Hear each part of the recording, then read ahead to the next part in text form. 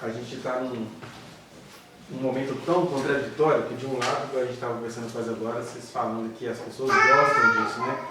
As mulheres precisam ser libertas, mas elas gostam de ouvir pregação que reforça a submissão.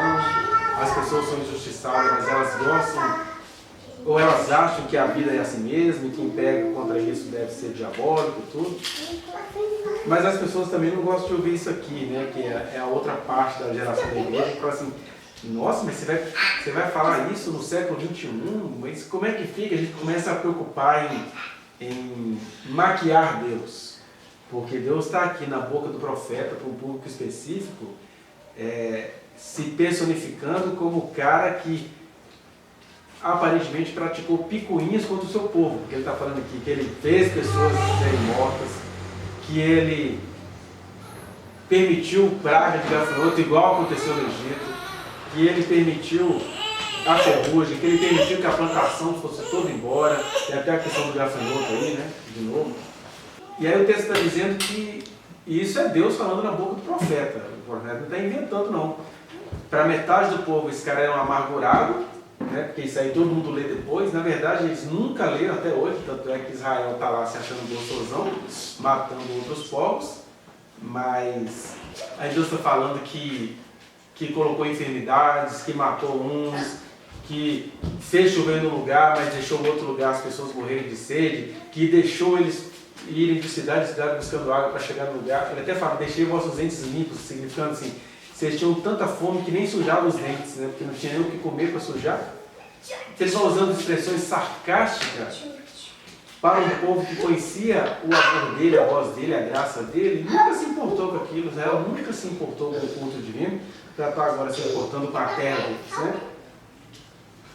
Mas o que eu acho interessante aqui, eu queria pensar com vocês de maneira rápida, acho que as crianças vão deixar de pensar muito hoje, é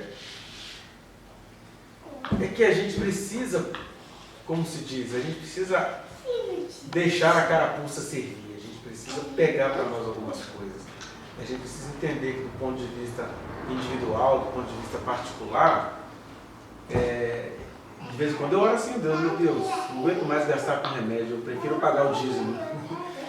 Porque a gente vai se tornando tão cheio de conhecimento, vai se tornando tão arrogante, vai se tornando tanta coisa, que você vai vendo o povo de Deus dividido em dois grandes grupos, né?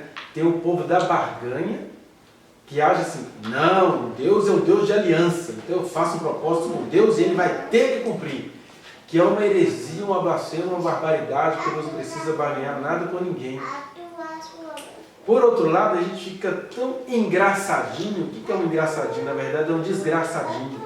Que você tem tanta consciência da graça, tanta consciência do amor de Deus, tanta consciência de que Ele realmente é amor, que Ele entende a nossa estrutura, sabe que somos pó,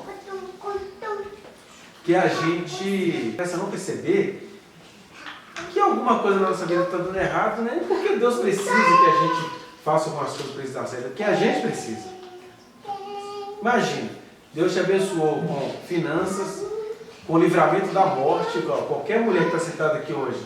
Vocês nem fazem ideia, vocês foram livradas da morte, porque vocês percebessem as tramas das quais vocês escapam. Né? É aluno que trama contra a professora, é primo que trama contra a prima, é irmão que trama contra a irmã e vice-versa. É tanta gente que trama contra tanta coisa que vocês nem fazem ideia do tanto que vocês sobreviveram. Aí, como a gente não faz ideia do livramento, a gente começa a levar a Deus de qualquer forma. E aí, sim, algumas pessoas só entendem a salvação pela via da falta, né? Aí a coisa começa a pegar a sua mobília, a coisa começa a pegar as suas finanças, a coisa começa a pegar... Você fala assim, gente, agora que eu tenho uma estabilidade, que eu tenho certeza que vou receber todo mês, meu dinheiro não dá mais para nada. O que é isso? Aí Deus está aqui falando, deixa eu contar para vocês. Sabe por que não acontece nada de bom para vocês? Porque se de um lado Jesus disse que não era para a gente andar preocupado com o nosso futuro, que não era para a gente andar ansioso com coisa alguma, não era para a gente andar preocupado com o que comer e beber, com o que nos vestir, porque a vida é mais do que o alimento e o corpo é mais do que as vestes. Ele também disse, gente, peçam, que se vos será dado, batam, que se abre-se-vos-á, busca, que vocês vão encontrar, busquem, né, que vocês vão encontrar.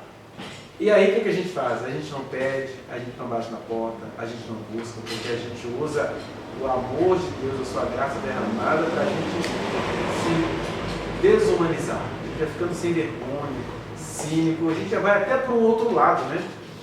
Porque a mesma pessoa ansiosa, que quer a garantia do futuro, dos filhos, dos amigos, do pai, da mãe, do emprego, de tudo, né? O marido que vive com a mulher que ela está trabalhando, aquela coisa toda, é a mesma pessoa que diante de tudo que Deus dá, fica ansioso. Aí, para que Deus está me dando isso? Por que eu tenho isso? Você vai ficando com ódio de toda boa graça, de toda boa dádiva, de todo dom perfeito. A gente começa a ficar enfadado com a boa dádiva que Deus nos deu. Que é aí que a gente vai entrando pelo caminho perigoso que Israel entrou. E daí essa palavra para Israel. Né?